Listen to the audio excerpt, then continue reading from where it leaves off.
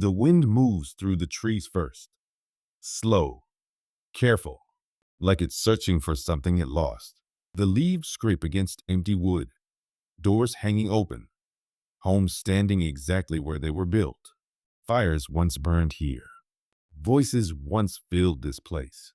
Children once ran between these buildings. And then one morning, everything stopped. No screams, no smoke, no bodies. Just silence so deep it feels intentional. An entire colony vanished overnight. And whatever happened here didn't just erase people, it erased answers. From the ocean, the land looks welcoming. Soft shores, thick forests, a place that promises survival, opportunity, a fresh start. That's what they saw when they arrived.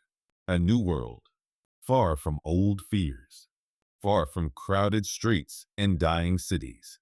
This place had a name, Roanoke, and for a moment, it felt like hope had finally found solid ground. The settlers didn't come expecting mystery. They came expecting land, crops, trade, a future. Wooden homes rose from the soil. Paths formed between them. Smoke curled into the sky each night, a signal of life, of people who believed tomorrow was real. You can almost picture it. The sound of tools striking wood, the low hum of conversation after sunset, the fragile confidence of people who thought they were finally safe. But this land was never empty.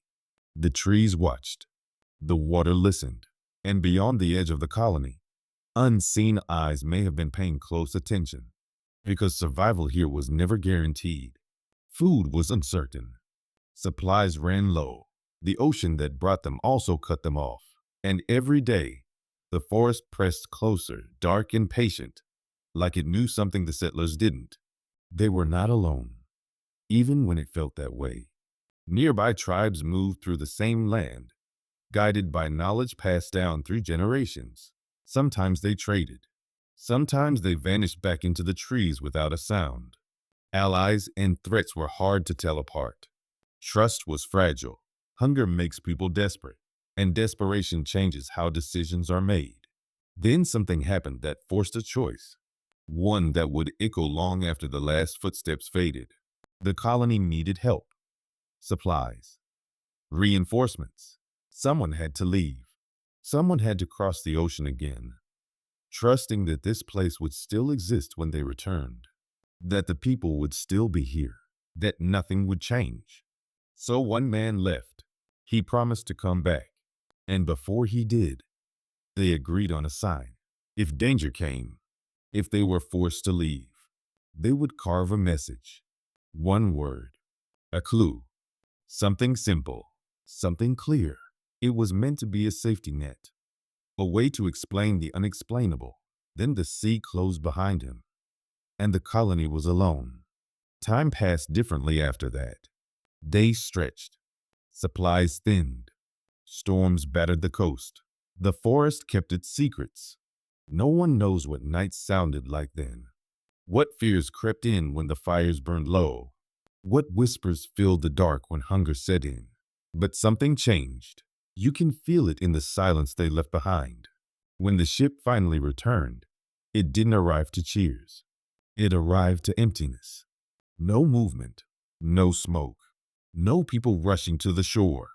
Just buildings standing where they were left, undamaged, untouched, like the people had simply stepped away for a moment. Inside the homes, things remained, just still heavy, tools unused, weapons not taken, food left behind. This wasn't an evacuation. This wasn't a panic. Whatever happened didn't give them time, or didn't require it. There were no graves, no signs of battle, no blood in the dirt. The walls didn't tell stories of violence. The ground didn't show tracks leading away in haste. It was as if the colony had exhaled and never inhaled again. And then they found it, carved into wood, deliberate, clean, a single word, not rushed, not scratched in panic, just placed there, waiting to be seen, a message meant for someone who might never return. A word that raised more questions than it answered. Why that word? Why only one? And why did it feel less like a warning and more like a destination? Search parties went out. They found nothing. No trails, no bodies, no clues. The forest swallowed sound. The ocean gave nothing back. Every direction led to silence. The land refused to explain itself. And that's when the fear truly set in. Because people don't just disappear like this. Not families, not children, not an entire community. Something had to happen.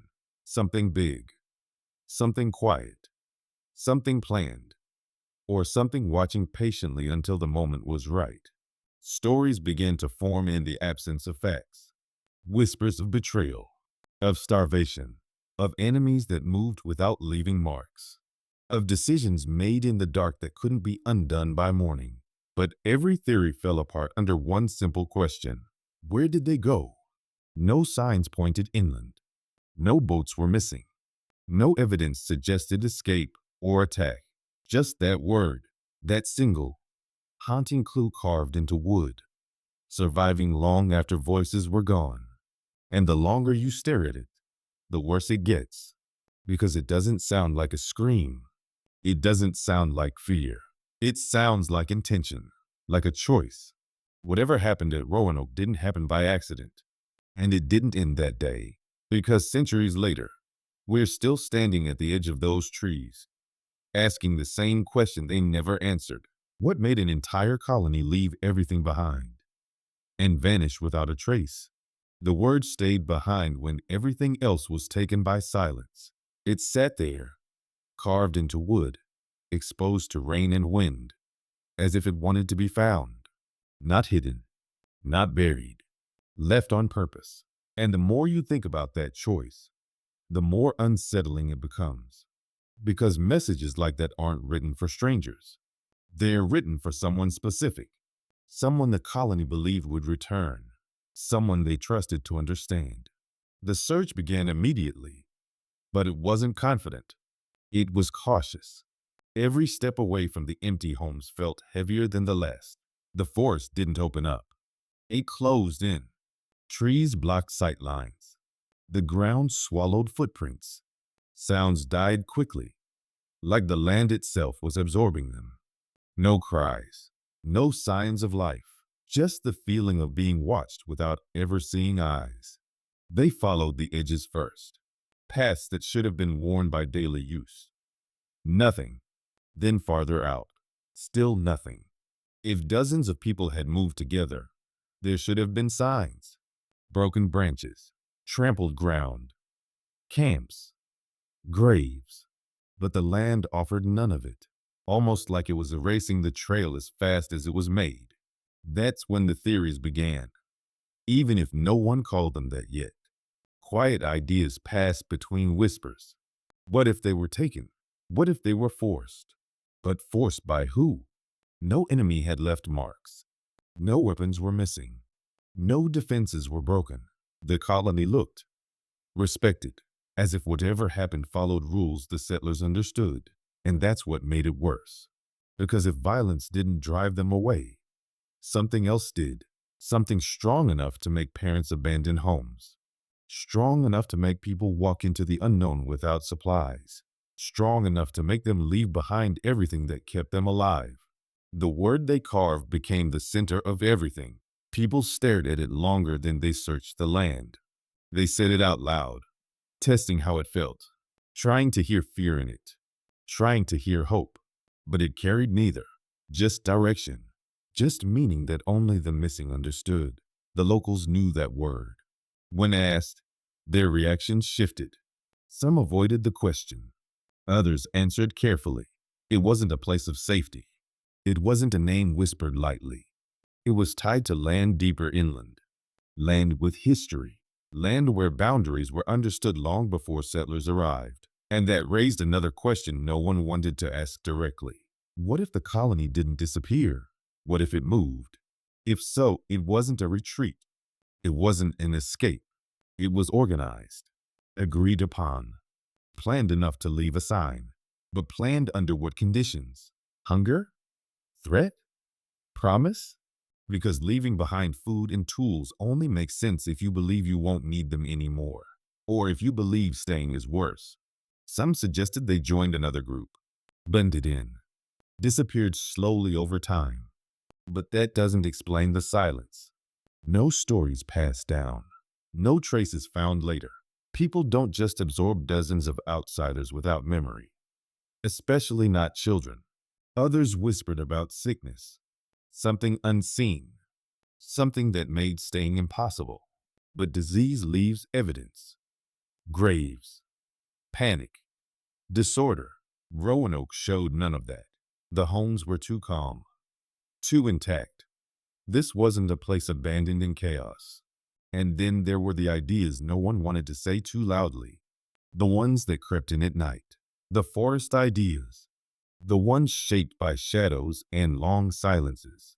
Stories of people who followed voices, of places that pulled travelers off paths, of agreements made between worlds that didn't speak the same language.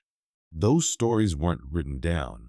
They were passed quietly, and they always ended the same way, with disappearance.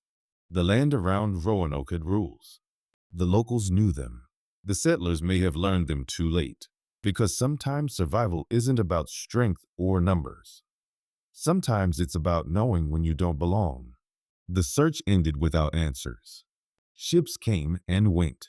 New people arrived. They stood where homes once stood and felt it immediately. Something was wrong. The air felt unfinished, like a story cut off mid-sentence. Even those who didn't know what happened could feel it. Attempts to rebuild failed. Crops struggled. Tensions rose. Fear lingered. Roanoke became a place people talked about carefully.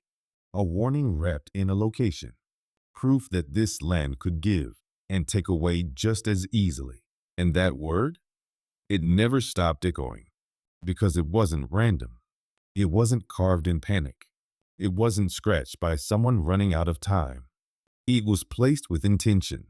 And intention implies understanding, which means the settlers believed what they were doing made sense. That's the most disturbing part. Whatever choice they made, they believed it was the right one. They believed leaving everything behind was better than staying one more night. They believed the message would explain everything, but it didn't. It only opened the door to more questions. Questions that refused to stay buried. Questions that follow every theory and tear it apart from the inside. Because if Roanoke was abandoned willingly, what were they leaving behind? And if it wasn't willingly, why leave a sign at all? The forest still stands. The land still remembers. And somewhere between the silence and that single carved word lies a truth that has never fully surfaced. Not because it's lost, but because it might be worse than anything we've imagined so far. Before the settlers vanished, hope was already cracking.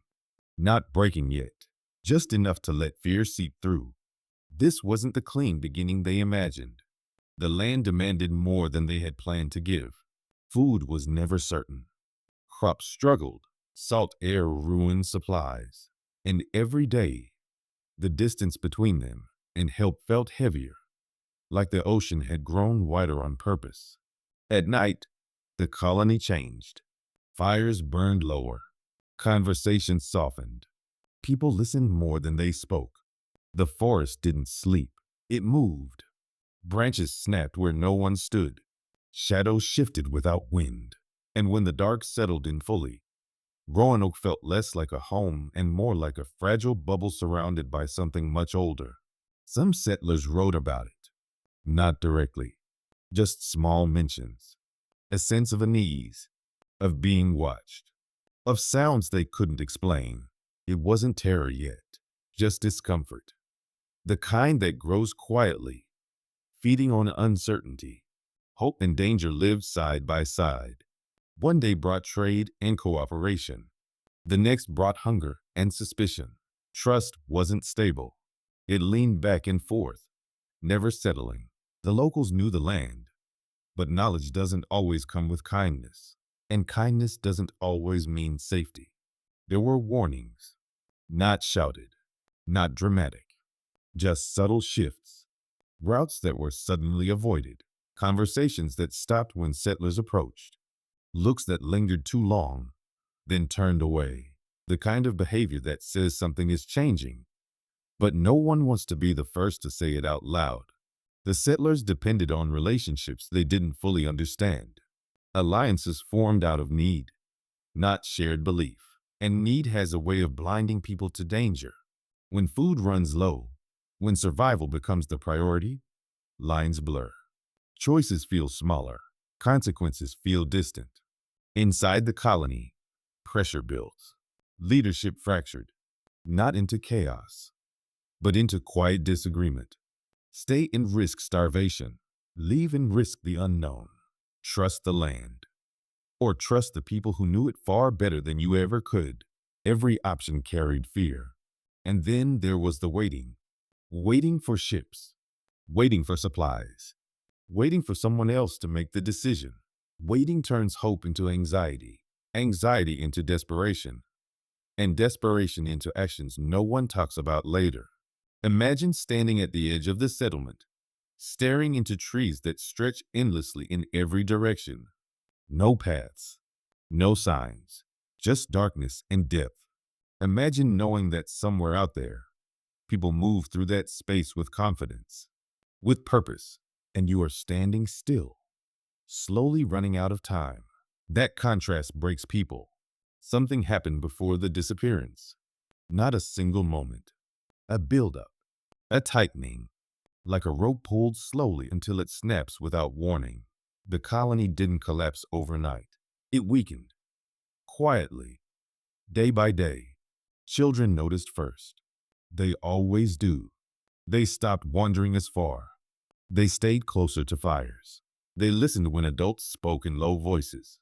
Fear trickles downward, even when adults think they're hiding it. Nights grew longer. Storms came harder. The ocean stopped feeling like a promise and started feeling like a wall. And when help didn't come, hope didn't vanish all at once. It drained away. That's when danger becomes most powerful. Not when it attacks, but when it waits.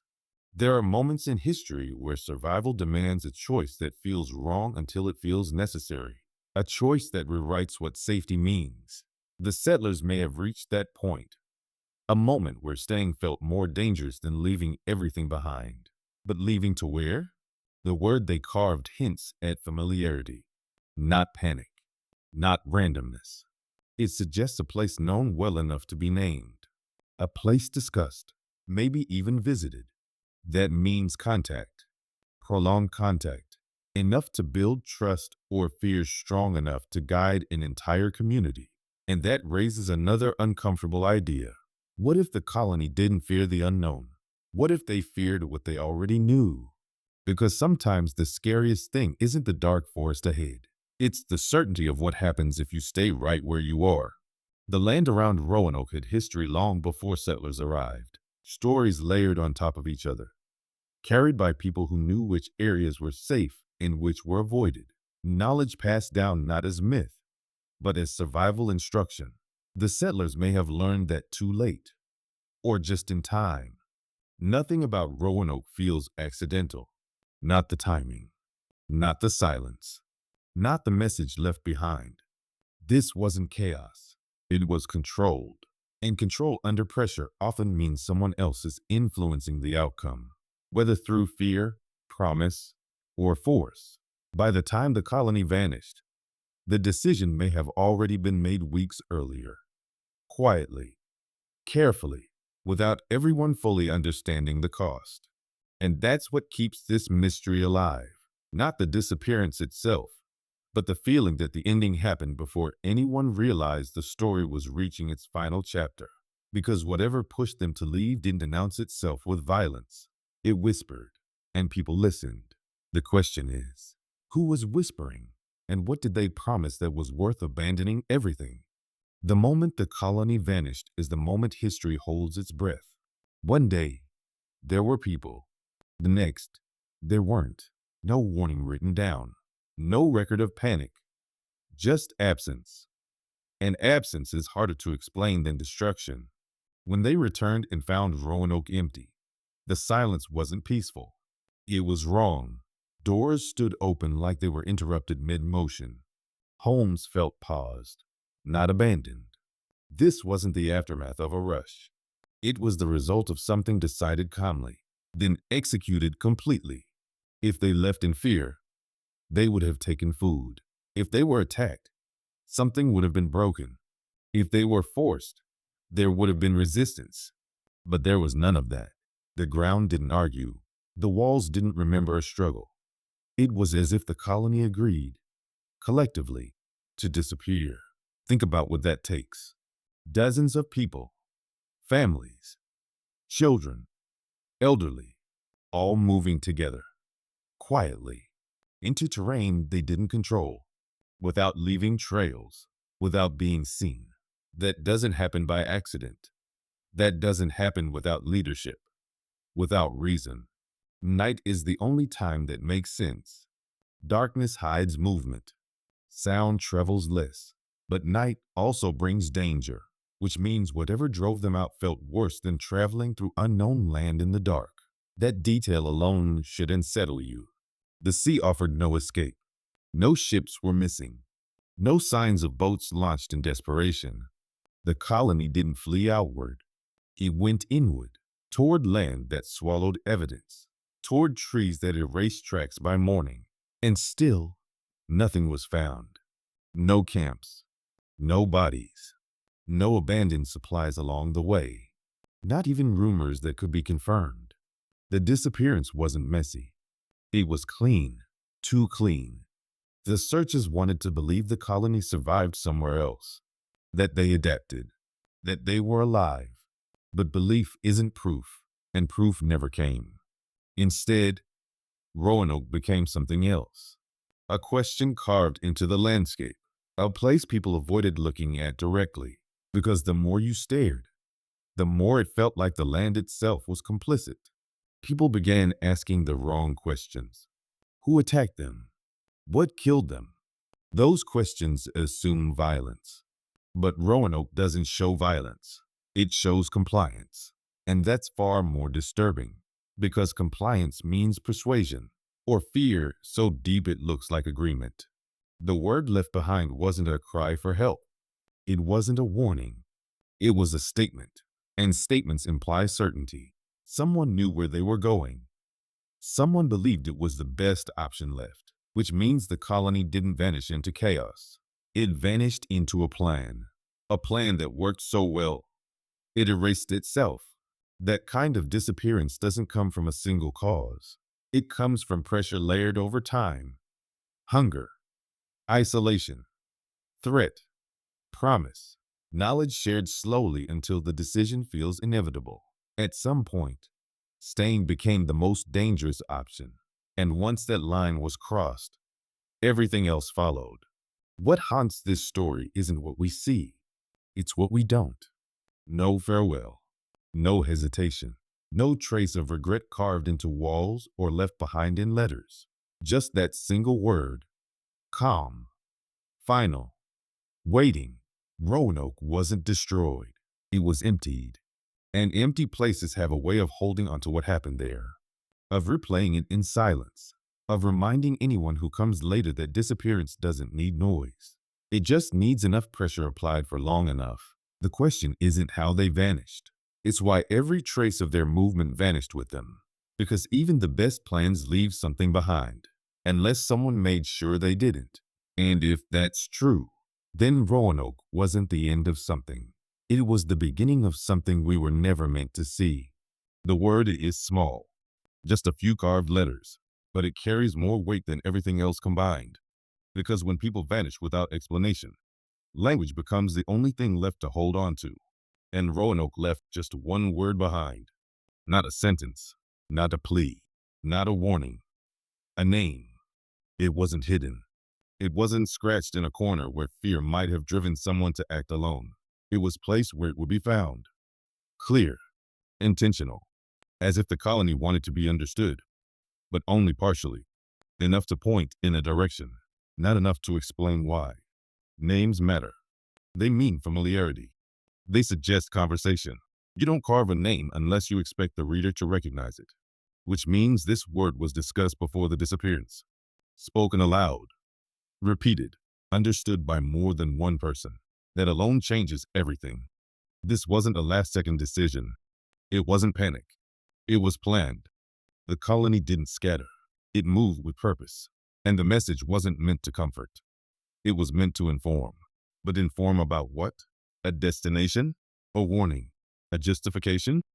The word ties the settlers to the land beyond their walls, to places they shouldn't have known well enough to name. And that suggests time, contact, exposure, enough to learn more than just survival basics. When the message was found, reactions were immediate and uneasy. Those who recognized the word understood its implications. It wasn't a safe place. It wasn't neutral. It carried history, conflict, boundaries that were respected for a reason. And yet, the settlers went there anyway. Why choose a place like that unless every other option felt worse? This is where the mystery tightens. Because if the colony believed that word represented safety, then staying at Roanoke had become unbearable. And if they believed it represented danger, then the choice becomes even more terrifying. Sometimes people walk toward danger when it feels controlled, when the alternative is something unknown, unpredictable, or slow. Starvation, isolation, fear that grows daily. Those are quiet killers. They don't announce themselves. They wait. The word could have been a compromise, a last agreement between groups, protection offered, terms set, survival exchanged for something else. History is full of deals like that, ones that don't age well, ones that leave no written record. And notice what the word doesn't say. It doesn't explain what happened. It doesn't say who decided. It doesn't mention danger. It just points. That simplicity feels deliberate, like they didn't want to leave too much behind, like they wanted the trail to stop there. Because the more details you leave, the more questions you invite. And Roanoke feels like a place that wanted questions, but not answers. There's another unsettling possibility. The word may not have been meant as a message to outsiders at all. It may have been left for the land, a marker, a sign of completion, proof that an agreement was fulfilled. That idea is harder to sit with, because it suggests the disappearance wasn't just about survival. It was about resolution, about finishing something that had already started. And if that's true, then the colony didn't vanish in fear. It vanished with acceptance. The longer you stare at that carved word, the more it feels like the final page of a story whose middle was erased. And whatever happened between arrival and disappearance was important enough to be hidden, but not erased completely, because that word survived. And survival is never accidental. It was meant to be seen, meant to be remembered. A reminder that Roanoke didn't end in chaos. It ended in choice. And choices always have consequences. The real question is, who paid the price? When answers refuse to appear, the mind starts building its own. And Roanoke has had centuries to invite them in. Every theory circles the same silence, trying to give it shape. But none of them settle. They hover, unfinished, because each one explains something while breaking something else. What if the settlers were taken by force? It sounds simple. It gives fear a face. But force leaves evidence. Weapons raised, homes broken.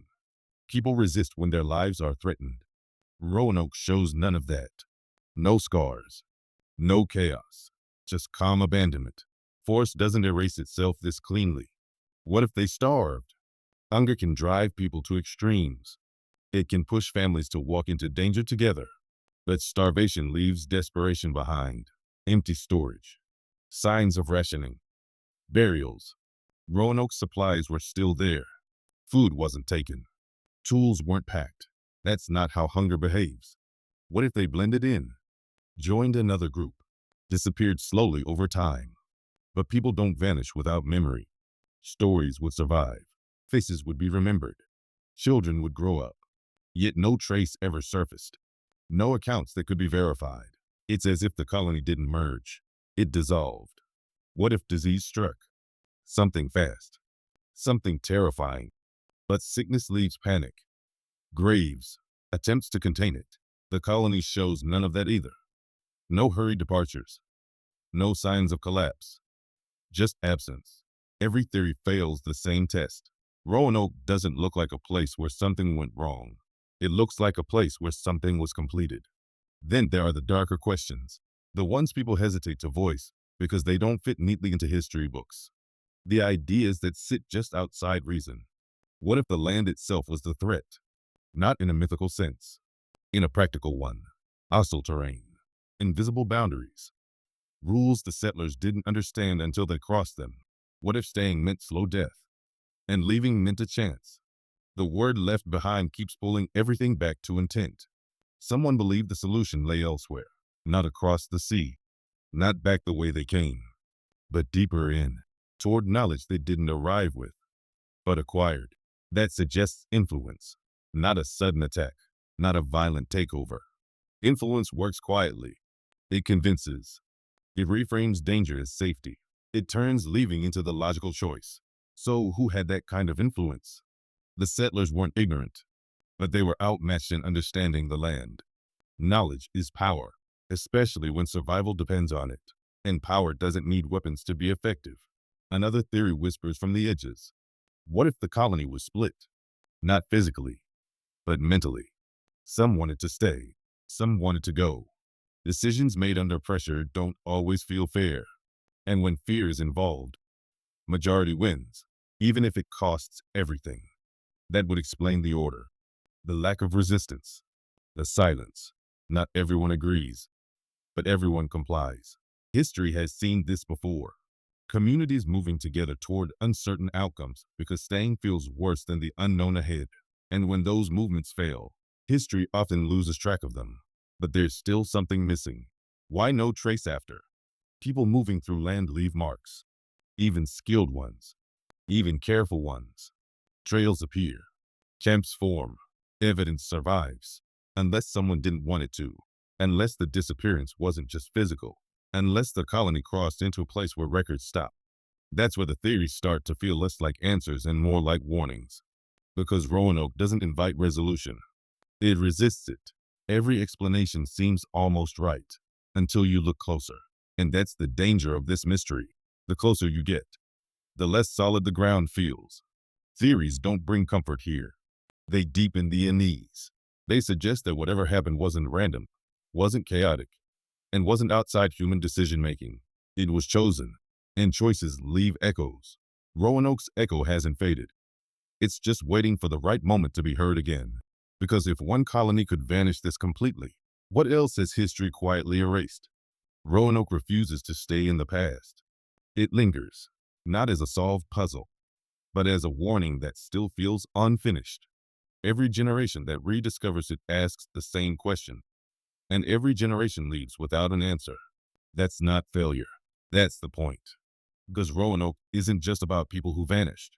It's about how fragile certainty really is, how quickly a place filled with life can become a blank space on the map, and how easily history can lose track of entire communities when fear, pressure, and silence align. This mystery survives because it still fits our world. We like to believe that modern systems catch everything, that nothing truly disappears anymore. But Roanoke reminds us that disappearance doesn't require chaos. It requires conditions, isolation, dependence, decisions made under stress. Those conditions haven't gone away. They've multiplied. People still relocate together, still trust promises they don't fully understand, still walk towards something unknown because staying feels worse. And sometimes, when that happens, records thin out, stories fracture, and what's left behind becomes incomplete.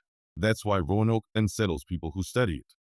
Not because it's old, but because it feels possible. The land where the colonies stood doesn't feel finished. Visitors describe unease, a sense that something was interrupted, like the story cut away before the ending.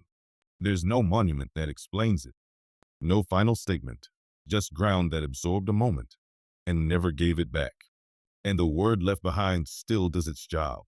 It pulls attention away from Roanoke itself. It points outward.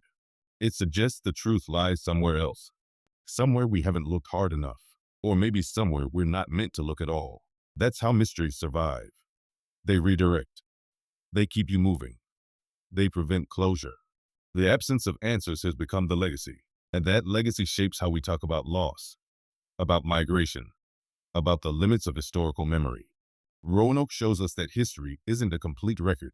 It's a collection of fragments that survived long enough to be noticed. And sometimes, the most important parts don't survive at all. This story doesn't fade because it doesn't resolve. It lingers because it mirrors something uncomfortable about human behavior. That under the right pressure, entire communities can make choices that remove them from the record. Not dramatically, quietly. And when that happens, the world moves on. Roanoke didn't change history by what it became. It changed history by what it refused to explain. Every attempt to rebuild meaning around it fails in the same way. Too many assumptions, not enough evidence. And that gap is where imagination takes over.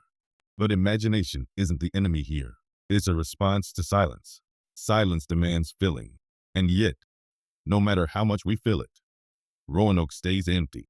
The danger of this mystery isn't that we don't know what happened. It's that we might recognize it if it happened again.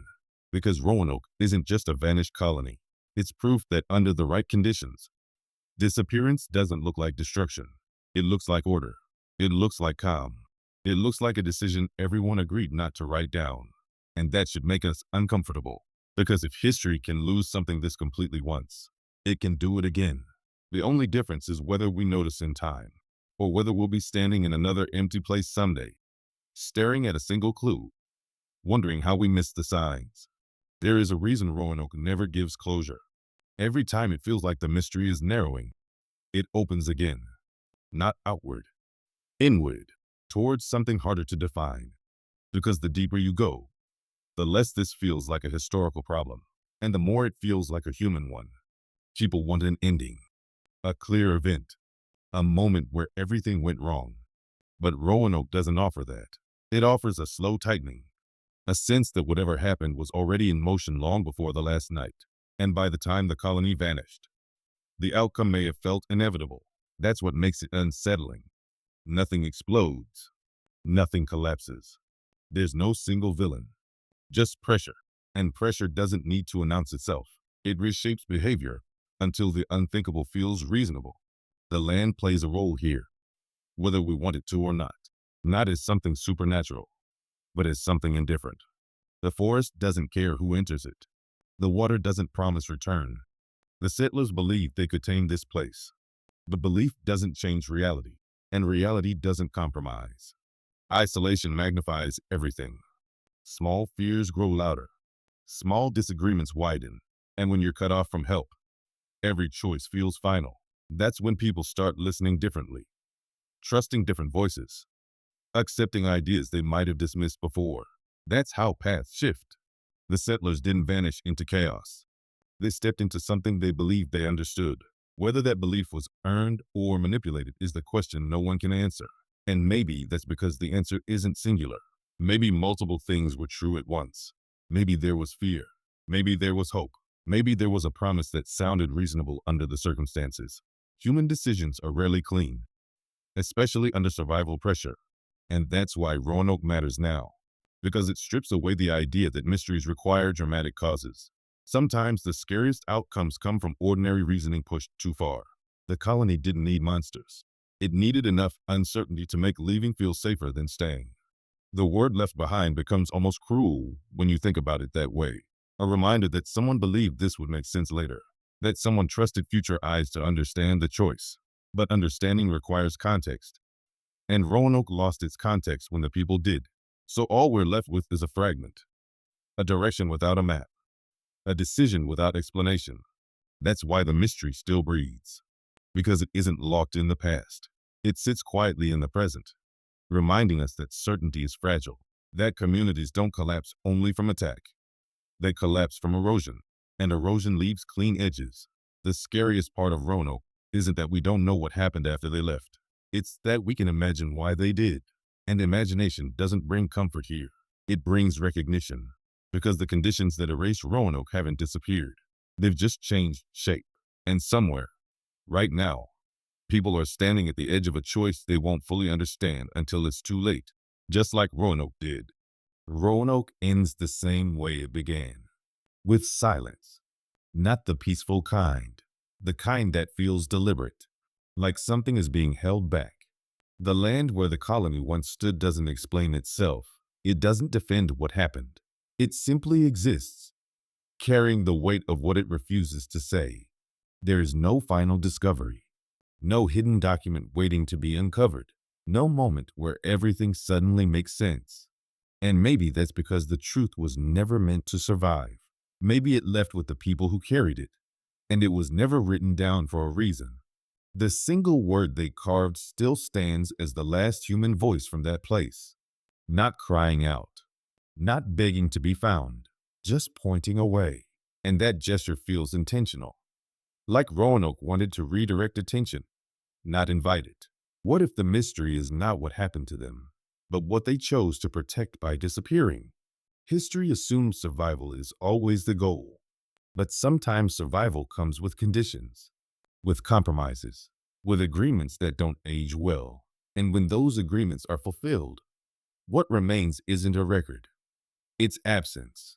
Roanoke may not be a tragedy in the way we expect. It may be a conclusion that no one outside the colony was meant to witness. A decision made collectively, carried out quietly, and sealed by silence. That possibility is uncomfortable because it removes the idea of rescue, of justice, of closure. It suggests the people of Roanoke weren't lost. They left. And if they left willingly, then the mystery becomes something else entirely. Not a crime, not a disaster, but a reminder that history only remembers what stays visible. Everything else fades. The forest reclaimed the paths. The ocean erased the sound of voices. Time did the rest. And all we have left is a question carved into wood, waiting for someone to believe they can finish the story. But maybe the story is finished. Maybe the unease we feel is the final chapter, because Roanoke doesn't ask to be solved. It asks to be remembered, as proof that entire communities can step out of history without leaving a trace, that decisions made under pressure can erase themselves completely, and that sometimes the most chilling endings are the ones that don't feel violent at all. They feel calm, too calm. The mystery of Roanoke survives not because we lack information, but because we recognize ourselves in it. And once you see that, the silence stops feeling empty. It starts feeling intentional, like something is still watching from the edges of the trees, waiting to see who will listen next.